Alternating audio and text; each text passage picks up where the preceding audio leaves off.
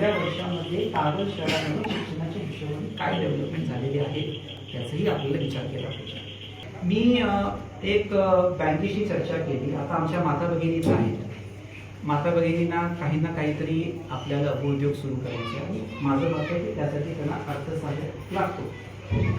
राजमाता जिजाऊचे पण ऍक्टिव्हिटीज आपल्याला या परिसरामध्ये करायचे. इथं पण प्रॉब्लेम होतो की महिला येतात आणि म्हणतात की आम्हाला कर्ज घ्यायचं पण आम्ही तारण काय द्यायचं. त्याच्यामध्ये थोडंसं पळवाट मी परवाच बँकेची चर्चा केली. माझी इथं असलेल्या माता भगिनींना माझी विनंती आहे की मला वाटतं लाडकी बहीण योजनेचे आपण सगळे लाभार्थी आहे. तर लाडकी बहीण आम्हाला आमदारीला जडली. माझं काय आपल्याला विनंती आहे की प्रस्ताव आहे की आपण जर सगळ्यांनी आपलं खातं राज्य बँकेमध्ये उघडलं तर मला असं वाटतं की लाडकी बहिणीच्या जे काही आता पेन्शन येते त्या पेन्शनला आपण सिक्युरिटी करू शकतो. आता बऱ्याच ठिकाणी जे आपले कार्यक्रम होतात ते बऱ्यापैकी व्हायला लागले. फक्त इथं आपला शिरकाव कमी आहे. बरोबर. आता मला 100% गॅरंटी की मी आज हे बोलल्यानंतर उद्या तुम्हाला सगळ्यांना बोलून केडीसी मधून कर्ज द्यायची व्यवस्था होणार आहे. आपल्या सगळ्यांच्या आशीर्वादामुळे 1,33,000 मतं आपल्याला पडली.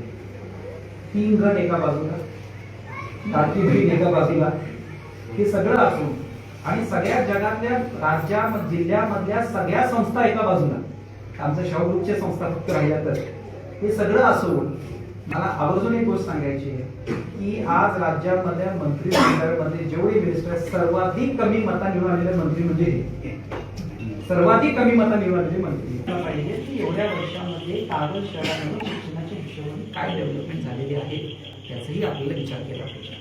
त्याच्या पुढे पण जाऊन सांगतो की या परिसरामध्ये मला बऱ्याच वेळा आपल्या सगळ्या कार्यकर्त्यांनी हा मुद्दा सांगितलेला आहे की आपल्या इकडच्या ज्या माता भगिनी आहेत, युवक आहेत, सगळं दिवसा काम करून मजुरी करून लोक पैसे कमवतात. त्यांना येत्या काळामध्ये आपण काहीतरी केलं पाहिजे. आणि त्याच्यामध्ये एक आहे की बँकेला आपण कर्ज करायला गेलो ते अडचण होते की लोकांची जमीन अजून त्यांच्या नावावर नाही. आता तो मोठा विषय ते मी इलेक्शनच्या काळामध्ये बोलतो. आताच एक सगळा विषय तर बोलायला नको. पण मी एक बँकेशी चर्चा केली. आता आमच्या माता भगिनीच आहेत. माता भगिनींना काही ना काहीतरी आपल्याला उद्योग सुरू करायचे आणि माझं मत आहे की त्यासाठी त्यांना अर्थसहाय्य लागतो. राजमाता जिजाऊचे पण ऍक्टिव्हिटीज आपल्याला या परिसरामध्ये करायचे. इथं पण प्रॉब्लेम होतो की महिला येतात आणि म्हणतात की आम्हाला कर्ज घ्यायचं पण आम्ही तारण काय द्यायचं. ठीक आहे, 50,000च्या एकूण 50,000च्या खाली जे कर्ज आहे आपण त्याला काय तारण, पण ते गॅरंटर याला म्हटलं की कोण गॅरंटर म्हणून कोण पुढे येत नाही. बरोबर, हा प्रॉब्लेम होतो. त्याच्यामध्ये थोडंसं पळवाट मी परवाच बँकेची चर्चा केली. माझी इथं असलेल्या माता भगिनींना माझी विनंती आहे की मला वाटतं लाडकी बहीण योजनेचे आपण सगळे लाभार्थी आहे. तर लाडकी बहीण आम्हाला आमदारीला जडली. आता मी देवीजीला भेटला तर बोलतो लाडकी बहिणीमुळे माझा राजे झाला. पण माझं काय आपल्याला विनंती आहे की प्रस्ताव आहे की आपण जर सगळ्यांनी आपलं खातं राज्य बँकेमध्ये उघडलं तर मला असं वाटतं की लाडकी बहिणीच्या जे काही आता पेन्शन येते त्या पेन्शनला आपण सिक्युरिटी करू शकतो. बरोबर, त्याला आपण सिक्युरिटी करू शकतो. बँकेला मग अडचण नाही. काय कर्ज किती लागतो? 20,000, 25,000, 30,000, 40,000. त्याचा हप्ता किती असणार? बरोबर, 10-15% लोकांना रक्कम आणावी लागते. 10% बाकीचे 90% बँक देते. तर हे 1500च्या गॅरंटीवर मला वाटतं मी परवा बँकेला प्रस्ताव टाकला. हे 1500 रक्कम ते आहे त्याच्या ताकदीवर आपण काही प्रपोजल करू शकतो. तर त्यासाठी माझी विनंती राहील की तुमचं खातं पहिलं राज्य बँकेत उघडलं पाहिजे. आता बऱ्याच ठिकाणी जे आपले कार्यक्रम होतात ते बऱ्यापैकी व्हायला लागले. फक्त इथं आपला शिरकाव कमी आहे. बरोबर. आता मला 100% गॅरंटी की मी आज हे बोलल्यानंतर उद्या तुम्हाला सगळ्यांना बोलून केडीसी मधून कर्ज द्यायची व्यवस्था होणार आहे ही मला माहिती आहे. पण काय आहे की ते कर्ज दिला तर ती सगळी रक्कम तुमच्या हातात येते का काही पुढाऱ्यांच्या हातात जाते याची मला काही गॅरंटी नाही. आपला मताचा खेचण्यासाठी हेतू नाही आहे. तुम्ही महिला आपल्या पायात उभा आणि त्या हेतूने आपण ही कामं करतो. आणि मला असं वाटतं की त्याच्याबद्दल विचार करा. आज राजे विक्रमसिंह गाडगे बँकेच्या माध्यमातून जे आपण अण्णासाहेब पाटील आर्थिक विकास महामंडळाचं केलं, पण या परिसरामध्ये लोकांची मागणी आली तर ओबीसी समाज त्यासाठी आपण काहीतरी केलं पाहिजे.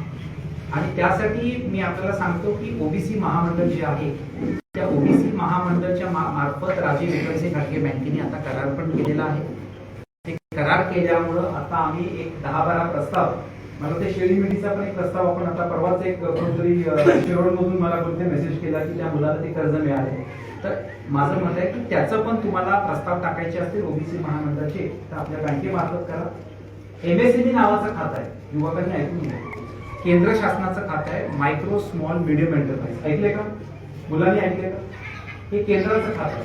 त्याच्यामध्ये जे ग्रामीण खादी उद्योगमध्ये PMJSY आणि CMJSY जे आहे ते त्याच्या अंतर्गत येते आणि त्याच्यामुळं येत्या काळामध्ये त्यालाही आम्ही परवानगी टाकली आहे. ती आम्हाला परवानगी मिळाली तर तुम्हाला कुठल्याही नॅशनलाइज बँकेकडे जायची आवश्यकता लागणार नाही. त्याच्यामध्ये सबसिडीचं प्रमाण 35% पर्यंत आहे. मला वाटतं MSMEचा आम्हाला परवानगी मिळाली PMJSY आणि लाडकी बहीणचं आपण हे जर कोऑर्डिनेट केलं, कारण 35% सबसिडी बँकेला जर आली तर आम्हाला 35% वर रिकामं झालं, बरोबर. राहिलं किती? 65%, त्याच्यात 10% ह्यांना द्यायचं, राहिलेलं 55%ची रक्कम. तर ते लाडकी बहिणीचं हे आपण कंबाईन केलं तर मला वाटतं आपण महिलांना लघु उद्योग आणि लोकांना आणि व्यवसायामध्ये उतरू शकतो. आता मी हे का बोललो, हे बघा, नोकरीची सगळ्यांना अपेक्षा आहे. आता एक आहे की सगळ्यांना नोकरीची अपेक्षा, ठीक आहे, नगरपालिकेच्या आधी 3 महिने तुम्हाला 5-5 हजाराचा पगार सुरू होईल, इथं बहुतांशी लोकांना आहे. आणि मग कधी कधी लोक येतात आम्हाला बोलतात की आपण पण आपल्या, हे बघा, एका सहकार संस्थांमध्ये जेवढं आम्हाला करता येईल आम्ही करू. या परिसरामध्येही मी तुम्हाला सांगतो की लोकांची अपेक्षा आहे की इथं नोकऱ्या वाढल्या पाहिजे, तेही आपण प्रयत्न करू. पण मी हे सांगू अभिमानाने, माझ्या समूहामध्ये जे काही नोकर भरती मी केलेली आहे ती सगळी नावं कागदावर टाकण्याच्या आहेत, हे अभिमानाने सांगतो.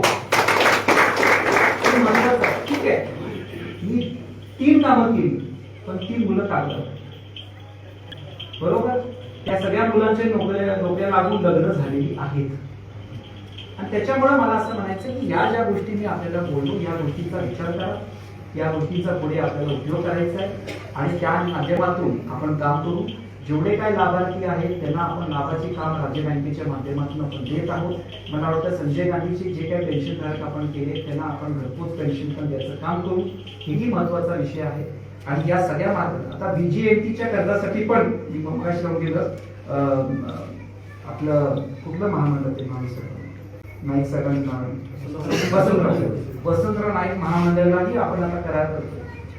आणि म्हणजे धनगर समाजाचे पण BGMT समाजाची जी लोक आहेत त्यांना शेळी मेंढीचा व्यवसाय पाहिजे असेल तर त्याच्या माध्यमातून पण आपल्याला त्याचं पण करार करायचं आम्ही करतो. आता बघा, इथं आल्यानंतर पूर्ण मी तुम्हाला काय उपयोग होईल याची भाषण इथे केली. आपल्या सगळ्यांच्या आशीर्वादामुळे 1,33,000 मतं आपल्याला पडलेली.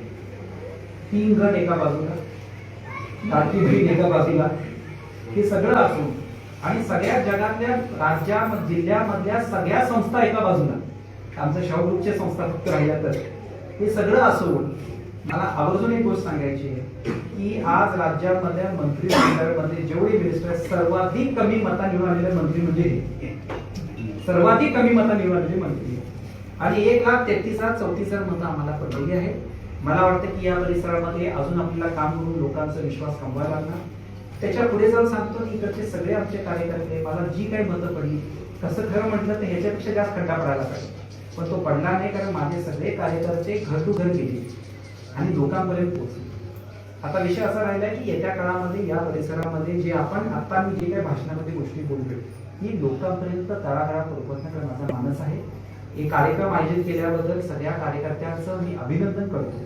मी या सगळ्या कार्यकर्त्यांना एकच सांगतो की मी खंबीरपणे तुमच्या सगळ्यांच्या पाठीशी आहे, बरोबर. काळाचं चक्र फिरत राहतं, ते फिरत राहणार, कोणाला अमर नाही. आणि त्याच्यामुळे मला असं वाटतं की मी काही वेळा आता कमी गोष्टी बोलतो पण आता काही गोष्टी मी स्मरणात ठेवल्या आणि त्याप्रमाणे मला असं वाटतं की तुम्ही लोकांपर्यंत जावं, आपल्याला लोकांचा विश्वास कमवायचा आहे. आणि येत्या काळामध्ये दिवाळीनंतर नगरपालिका लागतील. मी परत आपल्याला सांगतो, स्वच्छ कारभार करण्यासाठी हे करायचा का, चांगला कारभार करायचा का, शिक्षणाचा विषय असेल, आरोग्याचा विषय, या गोष्टींमध्ये मी इलेक्शनच्या काळात बोलतो. हे करायचंय का, हे करायचं असेल तर पहिलं पाऊल तुम्ही लोकांनी घेतलं बरोबर. आणि माझं मत आहे की मागच्या वेळी सत्ता आली नाही, त्याचं काय भरपाई या परिसर करायला लागली आपण सगळ्यांनी ठरवलेलं आहे. मी परत आव्हान सांगतो की निकालानंतर परत आले की त्याच गोष्टी परत पोहोचतोय. मला या गोष्टी करण्यासाठी आपल्या सगळ्यांची साथ लागेल, आपल्या सगळ्यांचा आशीर्वाद लागेल. आणि त्यासाठी मी आज हा कार्यक्रम आयोजित केल्याबद्दल सगळ्यांचं अभिनंदन करतो, सगळ्या विद्यार्थ्यांचं अभिनंदन करतो. आणि येत्या काळामध्ये छत्रपती राशी छत्रपती शाहू महाराजांना शोभेल तसं काव्य घडूया. आणि यासाठी घडवण्यासाठी जे काय पाठबळ लागेल ते सगळं आम्ही देतो, ते आपल्याला शब्द देतो. आणि या सगळ्या कार्यकर्त्यांचं अभिनंदन करतो. एक चांगला कार्यक्रम आयोजित केल्याबद्दल आपल्या सगळ्यांचं मी आभार आणि अभिनंदन करतो आणि थांबतो. जय हिंद, जय भारत. अशाच नवनवीन अपडेट्ससाठी डिजिटल कोल्हापूर चॅनेलला सबस्क्राईब करा.